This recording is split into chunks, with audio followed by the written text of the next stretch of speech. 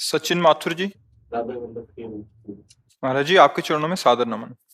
महाराज जी, शास्त्रीय पद्धति से मंत्र उच्चारण कैसे किया जाता है? क्या सत्संग में बताए सभी मंत्रों का जप शास्त्रीय पद्धति से करना होता है? मंत्र वही जो गुरु देता है, ध्यान रखना। पढ़ के और जपना वो एक अलग चीज होती है, लेकिन जो गुरु परंपरा से सिद्ध होता चला आ रहा है, वो जब कान में मंत्र जाता है तो गुरु खुद पद्धति बताते हैं, ऐसे जपना। शास्त्रीय पद्धति से ऐसे लेके सिद्ध करना बहुत कठिन बात है। जो गुरु आचार्य परंपरा से मंत्र आता है वो सिद्ध मंत्र आता है, अमुक अमुक अमुक अमुक अमुक अमुक, वो सब सिद्धों के द्वारा है ना। उसका साक्षात्कार किए हुए महापुरुषों से जब मिलता है, फिर हमको तो थोड़ा सब, जैसे चिंगारी है, थोड़ा फूस रखो, वो आग ज्वाला बन गई। अब चिंगारी पैदा करने के लिए अरण्य मंथन करना, तो ये जो मंत्र है सब सच्चिदानंद में, पर गुरु प्रदत्त मंत्र। जब आप निष्ठा से भगवत मार्ग में चलोगे तो सबसे पहले भगवान की कृपा होगी कि गुरु मिल जाएंगे। देखो, ध्रुव जी ने, जब उनकी माता ने खींच के, जा, अगर तुझे सिंहासन पर माँ पिता की गोद में बैठना है तो तपस्या कर और वरदान मांग। सुरुचि के गर्भ का बालक में, तू सुनीति के गर्भ से पैदा हुआ है, ध्रुव जी से कहा, भी माता के गर्भ, ऐसा नहीं। वो गए और माता जी बोले, माता जी इनका ठीक है, क्योंकि मुझे महाराज अब दासी भाव से भी नहीं देख रहे, यद्यप बड़ी महारानी वही है और सुरुचि नवीन। तो उन्होंने कहा, महाराज जब ऐसा है तो उसका कहना भी ठीक है। बेटा, यदि वास्तविक तुम पद प्राप्त करना चाहते हो तो भगवान की आराधना करो, ये सत्य वचन है। भगवान जो चाहोगे दे देंगे। चल पड़े 5 वर्ष के बालक, तो गुरु ना ढूंढना पड़ा, ना बुलाना पड़ा, ना चिंतन करना पड़ा। नगर से निकलते ही नारद जी मिल गए। कहाँ कहाँ ध्रुव, कहाँ जा रहे हो? बोले, महाराज आपको पता होगा कि ऐसी ऐसी घटना घटी और अब मैं जाकर भगवान को रिझाऊंगा। तो उनका अभी चलते हैं, महाराज उत्तानपाद को आदेश करते हैं, अभी वो राज तिलक कर देंगे युवराज पद पे, तुम्हारा नहीं जाने की जरूरत। ध्रुव ने सोचा अभी कदम बढ़ाया तो युवराज पद मिलने की बात आ गई, अब तो रुकेंगे ही नहीं महाराज, अब तो निश्चित भजन कर ले जाएंगे। तो बोले, वहां बहुत सिंह है, सर्प है, बिच्छू है, भय और प्रलोभन। उन्होंने कहा, महाराज क्षत्रिय कुल में जन्म हुआ है, एक बार कदम बढ़ा दिया तो पीछे हटाएंगे नहीं, चाहे मृत्यु क्यों ना आ जाए। चेला पक्का, गुरुमंत्र उसी समय दे दिया, मांगना नहीं पड़ा, द्वादशाक्षर मंत्र गुरुमंत्र दिया और बोले जा। 6 महीने में भगवत साक्षात्कार कर लिया, क्योंकि सिद्ध मंत्र गुरु प्रदत्त है ना, बहुत जल्दी। तो मुझे लगता है गुरु का वर्ण करके उनके द्वारा दिए हुए मंत्र से फिर हमारा काम बहुत जल्दी बन जाए। मंत्र मूलम गुरु वाक्यम, गुरु के वचनों से निकला हुआ। महर्षि, इसमें एक प्रश्न था। आपके सत्संग के माध्यम से हमें सुनने को मिलता है कि सब संत भगवानों की अलग अलग निष्ठा होती है, तो जो कोई अगर वो आज्ञा ऐसे कर देते हैं जो हमारे गुरुदेव ने हमें कुछ अलग आज्ञा किया है, तो उस कंडीशन में हमें क्या करना चाहिए? देखो, आज्ञा पालन तो सिर्फ गुरु वाणी का होता है, सेवा हम किसी की भी कर सकते हैं। संत के आगे में जरूरत पड़ी तो पशु पक्षी की भी सेवा कर देंगे, जरूरत पड़ी तो किसी, इसका मतलब सेवा कर दिया तो उसके अधीन थोड़ी हो गए, उसकी आज्ञा का पालन थोड़ी करेंगे, समझ रहे हो ना।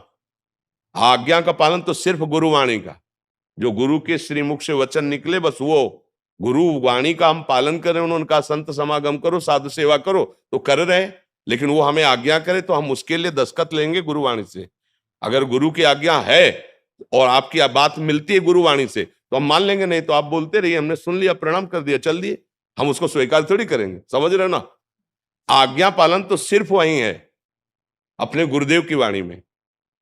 उन्होंने आज्ञा करी संत सेवा, तो हम आपके कपड़े धो देंगे, भोजन पवा देंगे, जो जैसा कर देंगे। और अगर संत है तो चाहे जिस निष्ठा का हो, तुम्हारे अंदर भाव वही प्रकट होगा जो गुरुवाणी में लिखा है। संत की ही वाणी तुमको वहां प्रकाशित करके वहां पहुंचा देगी जो गुरु कह रहे हैं। आप देख लो, हमने तो देखा है, अन्य उपासना वाले महापुरुषों के जब समीप गए, उनके चरणों में पड़े, तो हमारे इष्ट की भक्ति बढ़ी है, हमारे गुरु चरणों में प्रेम बढ़ा है। ऐसा नहीं हुआ है कि उनके पास जाने से हमारे गुरु चरणों में प्रेम, हमें और गुरु प्रेम बढ़ा है। तो जहां सच्चे संत महापुरुषों की सेवा होती तो इष्ट और गुरुवाणी में प्रेम बढ़ता है। इसीलिए तो आज्ञा करिए कि संतों का समागम करो, साधु सेवा करो। तो इसका मतलब नहीं कि अगर हमारी सिद्धांत पद्धति से विरुद्ध कोई आचरण करे तब तो फिर मानना ही नहीं है ना। हमारी केवल आज्ञा है, भूखा है तो भोजन दे दीजिए, जरूरत है तो शरीर सेवा कर दीजिए, वो भी ढूंढ के नहीं करना।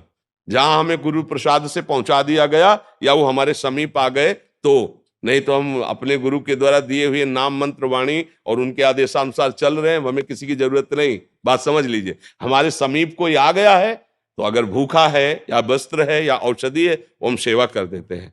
और अगर आज्ञा कोई ऐसा करता है जो हमारे सिद्धांत के विपरीत है, हम सुनते ही नहीं। ऐसे सिद्धांत से चला जाता है। हाँ जी, कुछ भक्तों ने आपके श्रीमुख से नाम चाहा। हम तो वृंदावनवासी, राधा उपासी, राधा राधा रटते, राधा वल्लभ श्री हरिवंश रटते। आपको जो गुरुदेव ने नाम दिया है, खूब नाम जप करो। ये बात समझ लीजिए कि सब साधन जितने हैं वो सब प्रभु के ही है, पर मन को जीतने का एकमात्र उपाय नाम जप है। जब तक आप नाम जप नहीं करेंगे तब तक मन की मनमानी बंद नहीं कर पाएंगे।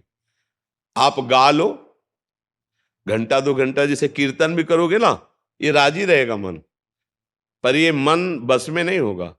बस में होगा तब।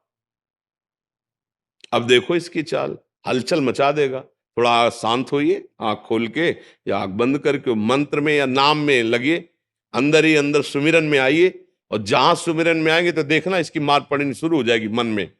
मन जलन पैदा कर देगा, भागने लगे, अब फंसा है। और जितना आप अंदर अंदर जप करेंगे उतना ही ये मन निर्मल होता जाएगा, आपके अधीन होता जाएगा। जब मन को परेशानी होती है तो हम लोग मन में तदात्म किए, इसलिए लगता है कि बस नाम जप मत करो और चाहे जो कर लो। ढोलक बज रही, हारमोनियम बज रही, तबला बज रहा, नाच रहे, गा रहे, इसमें मन राजी हो जाएगा। लेकिन शांत बैठकर एकांत में गुरु चरणों को प्रणाम करके और फिर नाम में डूबना, ये बड़ा कठिन काम है। आप देख लो अंदर से। और यही मन को बहुत जल्दी निर्मल करता है। ऐसा नहीं, भगवान नाम कीर्तन, वाणी कीर्तन, ये सब बहुत मंगलमय है, लेकिन मन को अधीन करने के लिए एकमात्र उपाय है ना, अंदर ही अंदर सुमिरन करना, अंदर ही अंदर। तो जो नाम मिला है, जो मंत्र मिला है, खूब अंदर अंदर सुमिरन करो। सुमिरन से अंदर सब ठीक हो जाएगा। बढ़िया अंदर मन प्रसन्न है ना, तो बाहर से चाहे जितनी विपत्ति हो आप आनंदित। और अंदर से मन कलुषित है तो बाहर चाहे जितनी सुख सामग्री हो, आपको सुख अनुभव में नहीं आएगा। खूब सुमिरन करो, नाम सुमिरन करो जो गुरुदेव ने दिया है। हम तो वृंदावनवासी, हम तो राधा राधा राधा राधा रटते, राधा वल्लभ श्री हरिवंश रटते। आप लोग देखें।